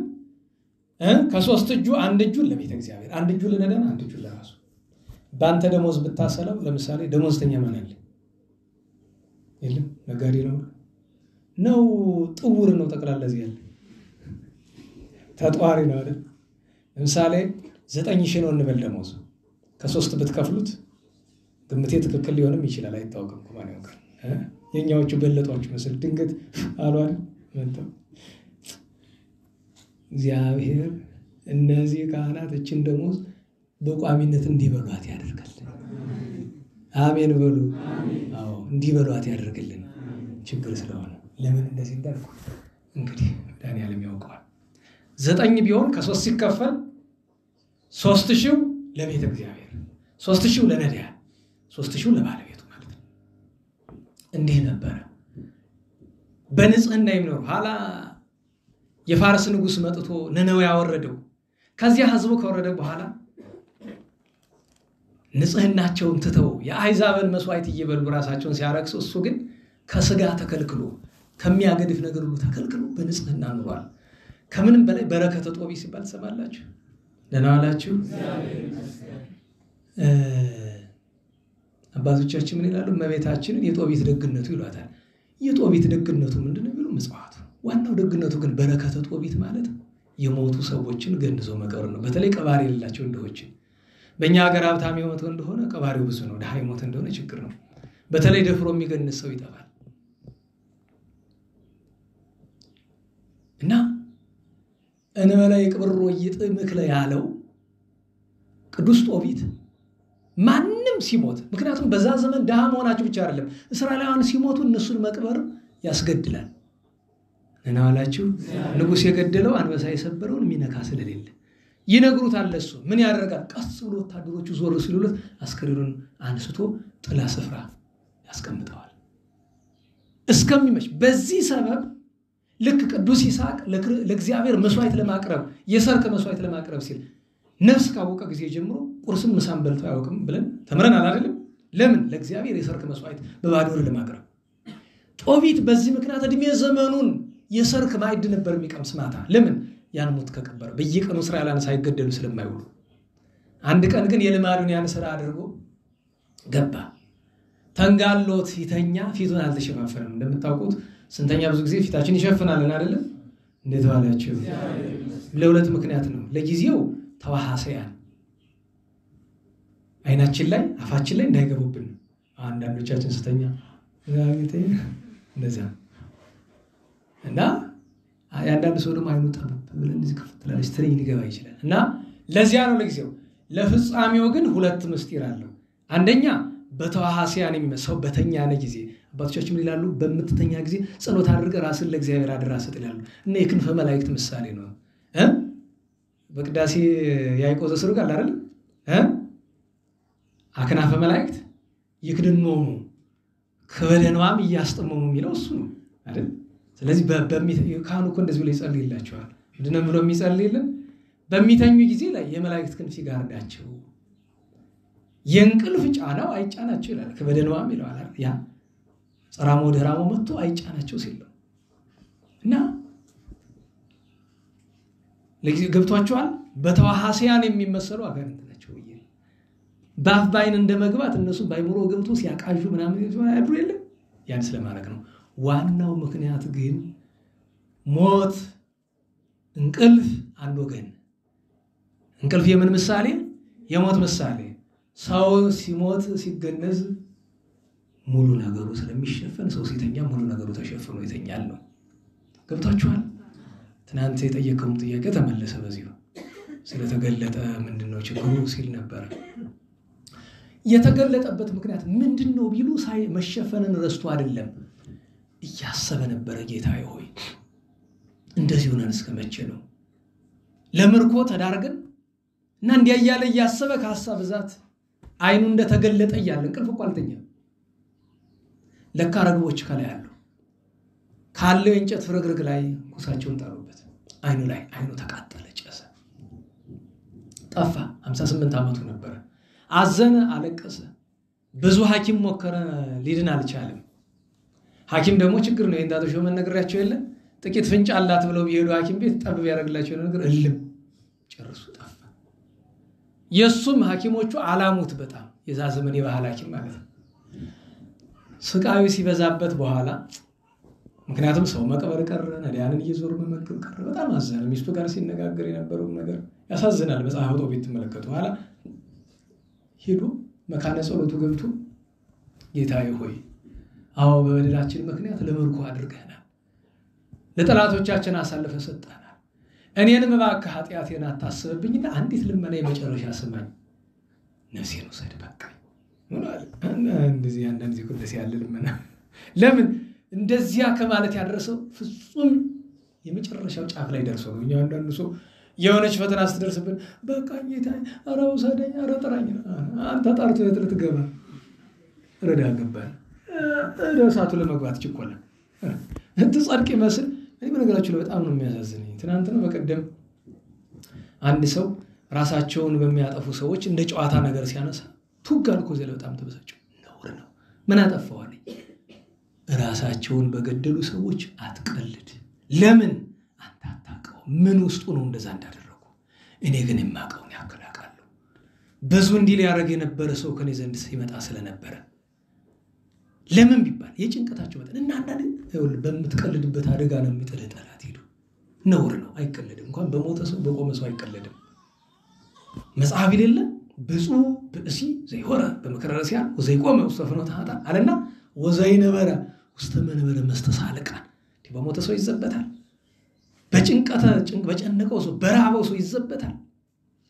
ነገ እኮ አንተ እዛ ሄደህ ስትወድቅበት ቆጭ ያ ግን እግዚአብሔር ይስጠው ሰው ኧረ ይቅር በለኝ አላወኩም ኧረ እንዲያው ዝም ብዬ አፍያ መጥቶት ነው አላኔም እንዲያው መጥቼ ወዳኔያለም ኧረ ይቅር በለን እንዲያው ይቅር በለኝ ማለት ይረሳ እንደሆነ እሱንም ይቅር በለው እኔንም ይቅር በለኝ እኔም ስለሰማው ይቅር በለኝ እሱም ስለተናገረ ይቅር በለው ወዳኔያለም ቸሩ እንዴት ብሎ ይደረግ ይባላል። እንደዛ እንዲያ ብሎ ጸለየ።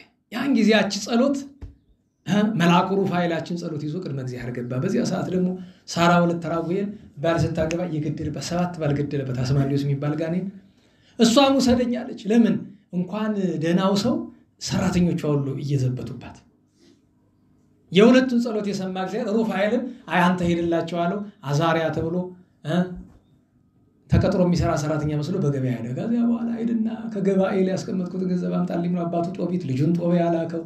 ከዚህ ይዞት መጣ። ዋጋ ተስማሙ፣ ሄዱ። ጤግሮስ ወንዝ ላይ ዛሬ ጤግሮስ ወንዝን ብትገቡ ታገኙታላችሁ፣ ሰርቨር ላይ አለ። ጤግሮስ ወንዝ ላይ ሲደርሱ ሊታጠቡ ሲሉ ትልቅ አሳ ወደ እነሱ በረረ። ጦቢያ ወጥቶ ሊሮጥ ሲል የለም ቁም አለው። ምን ነው? ያዘው። ከውሃ ይዞት ወጣ። ከአሳ ጋር ትግል አያስፈልግም። ከውሃ ማስወጣት እኮ ደህና ዋላችሁ? እንዴት ዋላችሁ? ጸላዔ ሰናት ክርስቲያኖች ጋር መታገል ስለሚሰለችው መፍትሄው ምንድነው? ከቁርባን ከንስሐ ከስጋው ደግሞ አጠቃላይ ከቤተክርስቲያን እንዲወጡ ያደርጋቸዋል። እዚያ በኋላ በብላሽ ያገኛቸው ማለት ነው። ክርስቲያኖች ደግሞ ብልጥ ሲሆኑ ከዲያብሎስ ጋር መታገል ሲላቸው ወዴት ይመጣሉ? የሱ ባህር ምንድናት? ዓለም ናት። የኛ ባህር ቤተክርስቲያናት ወደኛ ነው። እዚህ ጦርነቱን ቤተክርስቲያኑ ይዘንበት እንመጣለን። ደጋጉ አባቶች ቤተክርስቲያኑ ይዘውበት ይመጣሉ። ቤተክርስቲያኑ ውስጥ ውጊያው ከማን ጋር ይሆናል? ከኛ ጋር መሆኑ ቀርቶ እግዚአብሔር ጋር ይሆንበታል። አይችለውም። ያዘው አለ። ያዘው አሳው ምን ያደርጋል ብሎ ሲለው ለጊዜው ምግብ ነው፣ እራት ያስፈልጋል። ለፍጻሜው ግን ምን አለው? ልቡ ሐሞቱ መድኃኒት ነው። ምን ያደርጋል? ሐሞቱ አይነ ስውር ቢሆንበት። እንደውም የሚገርማችሁ ነገር አንድ እንደዚህ የታመሙ ራሳቸው የእንታ ተሾመን ምን አንድ ብዬ ደብቀዋለሁ፣ አርፎ የለም የእንታ ተሾመ አይነ ስውር በመሆናቸው የሚያዝን አንድ ሰው ነበር፣ ይሳቸው ወዳጅ እና እንዲያው እኮ የአሳ ሐሞት ቢገኝ እኮ አይነ ስውር ሁሉ በበራ ነበር ሲሉ ይሰማቸዋል። ቀጥ ብሎ የአሳ ሐሞት ፍለጋ ጣና ለጣና አላ አንተ ወዴት እየዞርክ ነው? እንደዚህ አንተ ልካ ሞኝ ነህ በልተው ወደዚያ። አንደኛ አይነ ስውርነታቸው አሁን የጸጋ ሆኗል። ድሮ ነበር፣ አሁን የጸጋ ሆኗል። ይብራም ከተባለ ተአምር ይፈልጋል። በነገራችሁ ላይ የአሳ ሐሞት ዝም ብሎ ውር ያበራል ማለት አይደለም እንዴ። ለምሳሌ ጌታችን ዛሬ የተነበበውን አይታችኋል። ወገብረ ጽብር በመራቁ ጥፍሩ በመራቁ ለውሶ ጭቃ ቀባው። እስቲ አንተ አይነን ጭቃ ቀባውና ትድን እንደሆነ ረዳ ገባን። ተአምር እኮ ነው ይሄ። ያ ማለት ምን ይጠይቃል? ፍጹም እምነት ይጠይቃል። ፍጹም እምነት ላለው ሰው ግን የአሳ ሐሞት ሙያ ይሰራል። ሐላሳ ያኛውሳ ልቡሳ ምን ያደርጋል ሲሉ እሱንማ ከህራረ ህራረ ዕጣን የሚለውን ደቂቀ ዕጣን ብሎ ተርጉሞታል በአንዳንድ አንቀጽ፣ ወይም ደግሞ ህራረ ዕጣን ያለው በሁለት አንቀጽ ይተረጉማል። አንደኛ ይሄ የደቀቀ ዕጣን አለ አይደለም፣ እሱን ግን ህራር ባለው ግን ከደቀቀ ዕጣንነት ይልቅ ካህናት ሲያጥኑ አንዳንድ ጊዜ ህራረ ዕጣኑ ይተርፋል። ያ ነው ግን ያ ክህነት ያለው ሰው ነው እንጂ ሌላ ሰው አይነካውም። እንዲያውም ካህናት ብቻ ናቸው ያን የሚነኩት። ያንን ይዞ መንገድ ላይ ሲሄድ ስራውን ይሰራል። ቅዱስ ራጉኤል ምን እያለ ጦቢያ አቤት ሚስት አግባ አለ። ወዴት ይገኛል? የምንሄድበት የራጉኤል ልጅ ሳራን አግባ። መቼ ሳይሰማ ነገር የለም። ኧረ ባሎቿ ይሞታሉ። አይዞ እመን፣ አትፍራ። ይኸውልህ ወደ እሷ ስትገባ ይህንን ያዝና ከራረ ዕጣኑ ጋር አድርገህ አጭስበት፣ ጋኔኑ ይርቃል። ጋኔኑ እኮ ነው የሚገላቸው። እሺ ካልከኝማ እንዲህ የጦቢያም ደግነቱ ይገርመኛል። ለምን ቢባል አብሮት ያለው እኮ አገልጋይ ነው የሚመስሉት። እንግዲህ ሩፋኤል መሆኑን አያውቅም። ኋላ ሲሄዱ ተነጋገሩና ራጉኤልን ልጅን ስጠኝ አለው። ኧረ የቀድሞ ሰው ድጋር የዛሬ ሰው ደብቆ ነው የሚያገባል። ክፉ ነው። የልጁን አመል አይናገር። ሙያክል እንዲህ ሙያክልላት እኮ የላትም ነው እና ገብታ ትደብደብ ትባረር። ኧረ ነው ሀብት ተካፍላ ትምጣልኝ ብለህ ነው።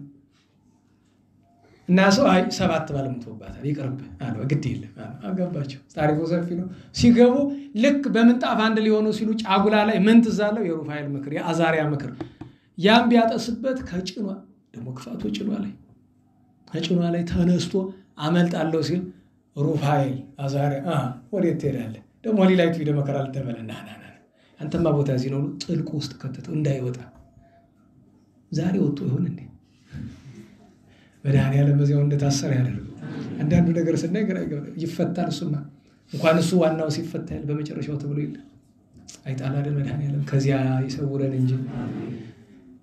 እንግዲህ ሳራም ባላገኘች ባለስ ቢሉ እንደኔ እንዳንተ ያለ ሰው እንዳይመስል ጦቢያን የመሰለ ጻድቅ ሰው የጦቢት ልጅ የጻድቅ ልጅ ጻድቅ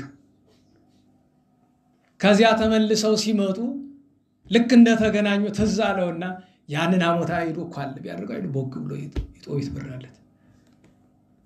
ያው ደምረት ትምህርት ይሆነ ደመከላለ። አቤት ደግሞ ዛሬ ምን ተጀመረ? እልል በሉ እንጂ ምንድነው? አቀሰቀሳችሁት እኮ በደንብ በሉ እንጂ የዳስ አርጋስ መስላችሁት ይባላል። እንዴት ባላችሁ?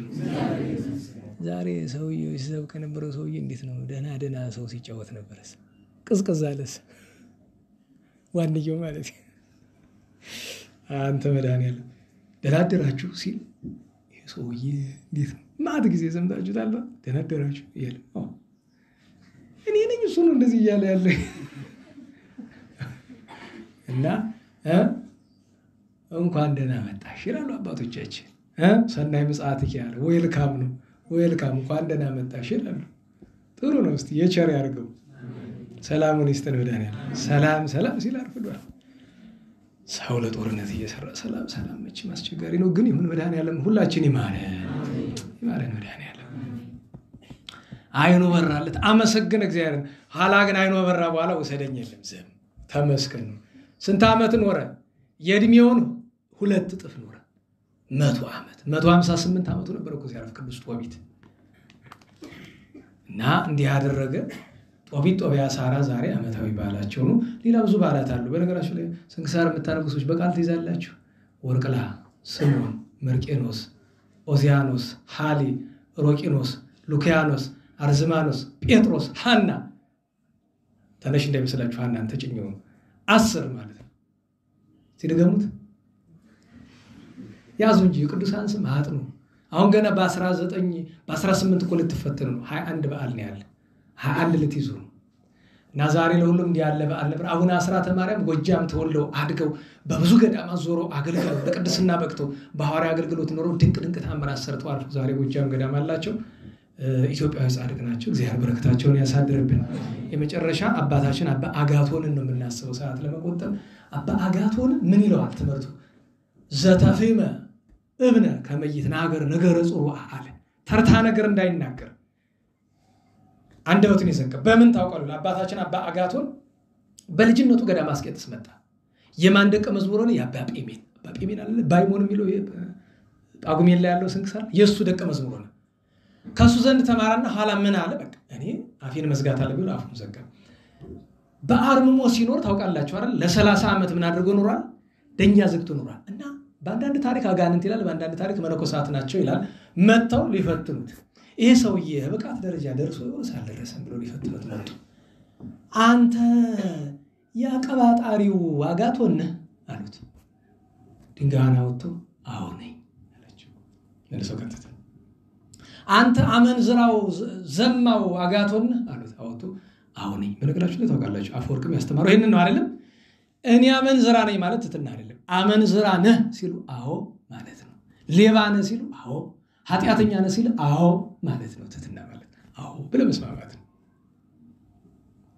ብዙ ጸያፍ ነገር ተናገሩት አንተ እንዲህ አዎ አላችሁ መጨረሻ ላይ መናፍቁ አጋቶን አንተ ነህ ሲሉት አውጡ መናፍቅስ አይደለም አላችሁ እስካሁን መልስ ያልሰጣሉ ደቀ መዛሙርት ምን ነው ለዚህ መልስ ሰጣሉት ልጆቼ ቅድም ሲናገሩ የነበሩት ነገር በሙሉ ነፍሴን ይጠቅማሉ እንጂ አይጎዱም ይሄ መጨረሻው ግን ነፍሴን ይጎዳል መናፍቅ አይደለም አንድ ሰው መጣና አባቴ አጋቶን አለው አቤት ከመነኮሳት ጋር እንዴት ብዬ ልኖር አለው መጀመሪያ ስትመጣ እንደነበረው እንግዳው ነህ እንዴት ማለት አለው እንግዳ እንዴት ነው ደህና ዋላችሁ ብዙ ያወራል ንገሩኝ ብዙ ይዳፈራል አዎ መቼስ ከጠባይ ሁሉ ጥሩ ጠባይ የማን ጠባይ ነው እንግዳ ሌላ ሳለው መነኮሳት ወንድሞችን በጣም አትቅርባቸው በጣም አትራቃቸው በጣም ብትርቃቸው ከነሱ የሚያስፈልገን ታጣለ በጣም ብትቀርባቸው መደፋፈር ችግር ያመጣል ወሬ ታመጣል አባ መቃርስ ከጎኑ ነበርና ወንድም ያጋቶን ሰው ጋር አብሮ መኖር ለመነኩሴ ይሄን ያህል ይጎዳዋል ብለዋል አባቴ ይጎዳዋል ማለት ምላስ ይሄን ያህል ጠላት ናት ወይ ብሎ ሲለው አባቴ መቃርስ አለው አቤት የማይቆጣጠሯትን ምላስ ያክል ጾር የለም እሷ የፈተና ሁሉ እናት ናት አለ አቤት መድኃኒዓለም እኔ ሰባችሁታ የማይቆጣጠሯትን ምላስ ያክል ጾር የለም ማለት ከሷ የሚከፋ ፈተና የለም የፈተናዎች ሁሉ እናት ምንጭ እሷ ናት አለ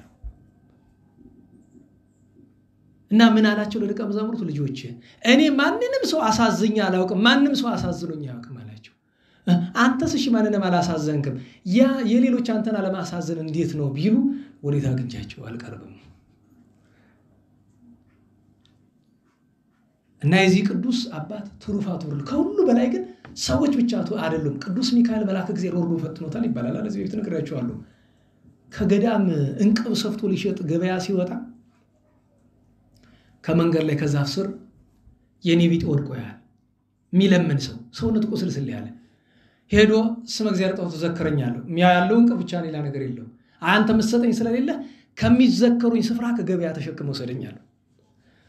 ልብ በሉ። አንድ ጎን እንቅቡን በአንድ ጎን እሱን አድርጎ ተሸክሞ ገበያ ሄደ። የትላኑ ከጎን አኖረኝ አለ። ከጎን አኖረ ያለ ዳይ ማን ይዘከሩ? አባጋቱን አንድ እንቅብ ይሸጣል። ዞር ይልና አባ ይለዋል። አቤት። እሷን እንቅብ ስንት ሸጥካት? ይሄን ያህል ይለዋል። ስጠኝ ይተዋል። ትንሽ ቆይቶ እንቅብ ሲሸጥ ስንት ሸጥካት ይላል። አንድ 5 እንቅብ ነው ሲሸጥ። ዳቦ ግዛልኝ ምናምን እያለ በሙሉ ወሰደበት ገንዘቡ። ያ ሁሉ ሲሆን ፊቱ ቅጭ ማይል አይናደድም። ለምን?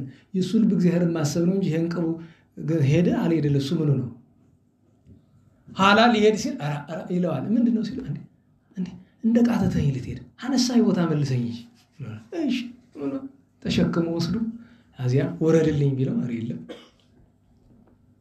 እንዳፈቀደ ብሎት እያለ ትከሻውን ለቀቀው። ቢወርድ መሬት የለም። ቀና ቢል የእግዚአብሔር መልአክ ነው ክንፉ ዘርግቶ መንክር ትዕግስት ከብሎታል ይባላል። ትዕግስት ግሩም ነው ብሎታል። ያ ሁሉ እየሻጠ ይሰጠው የነበረውን እኮ ቅድመ እግዚአብሔር ይወስድለታል። ምጽዋት ነው። ይሄ ቅዱስ ብዙ ትምህርት አስተምሯል።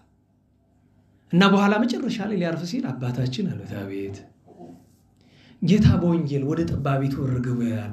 ጠባቢቱ በር ምንድን ናት አላቸው። አይ ደበበሉ። ከዚያ በፊት አንድ ነገር መከራቸው። ልጆች አላቸው። አቤት ቁጡ ሰው እንግዲህ ሁላችሁ ወደ እኔ ነው የምትመለከቱ። ቁጡ ሰው ሙት እንኳን ቢያስነሳ በእግዚአብሔር ፊት ተቀባይነት የለውም አልኩ። እንግዲህ ደግነቱ እንኳን ሙት ላስነሳ ቢማ የሞተ ልብ ያልተነሳ ግን ቁጣን ማራቅ ጥሩ። ይሄንን መመክራችሁ ምን ችሎታ አለ ለመምከር? የለኝም። አባጋቶን እየመከራችሁ ነው። እኔ መምከር አልችልም። ለምን? ችግር ስለሆነ ማለት ነው። ማለት ማልሸፈነው ነገር ነው። ከነውሬ ሁሉ ማልሸፈነው ትልቁ ነገር እሱ ነው። ችግር ነው።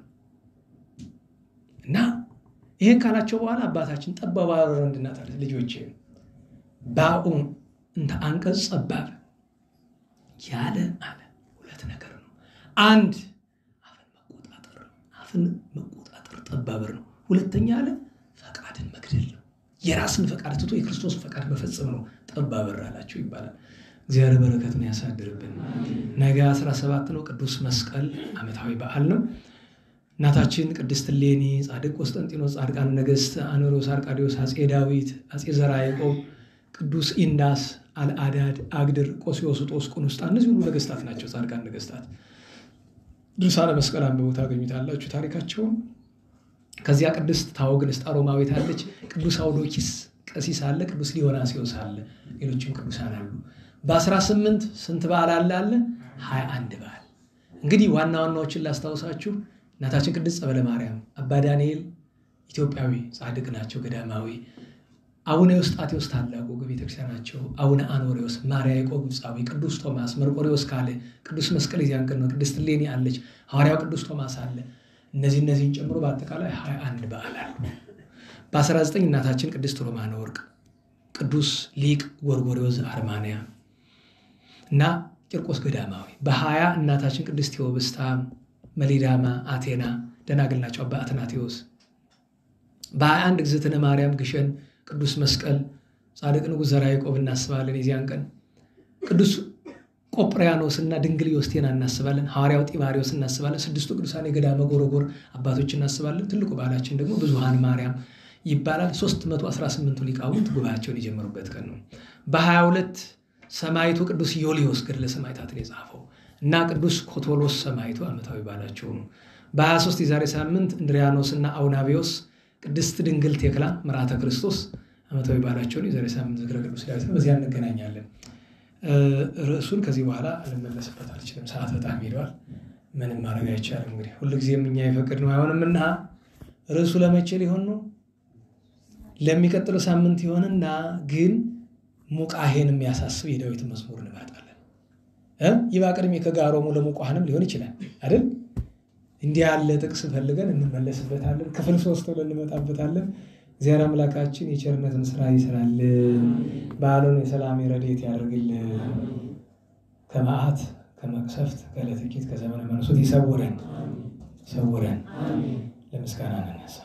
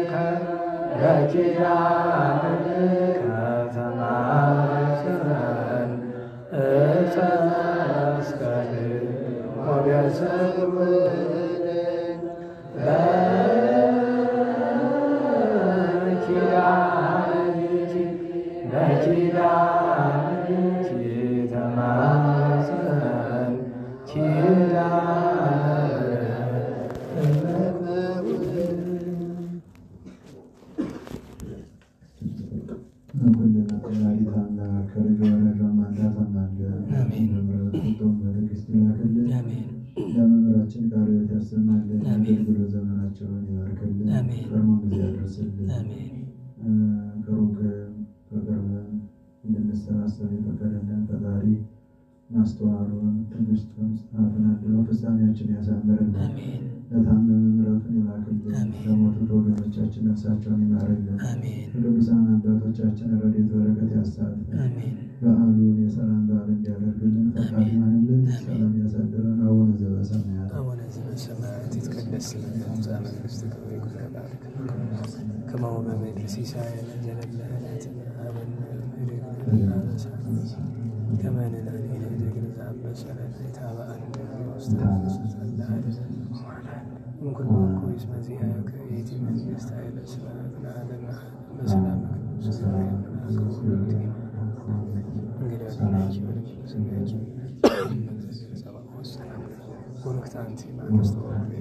ቅዱስ ኢየሱስ ክርስቶስ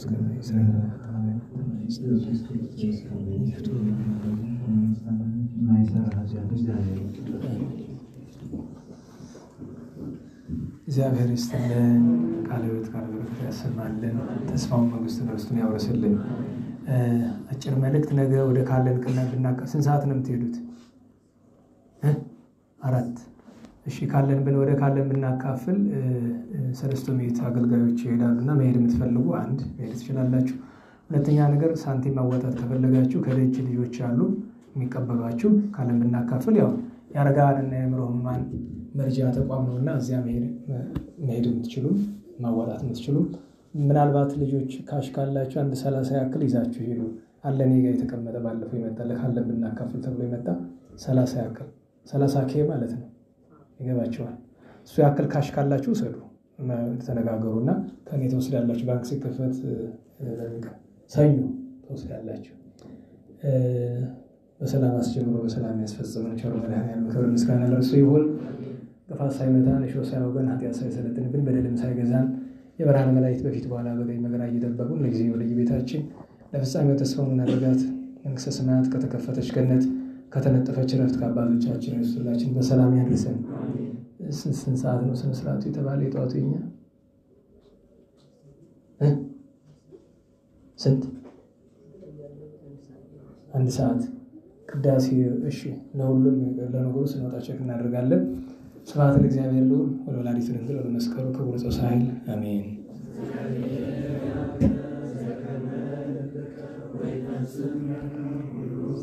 አሜን። ሰላም ያሳድረን።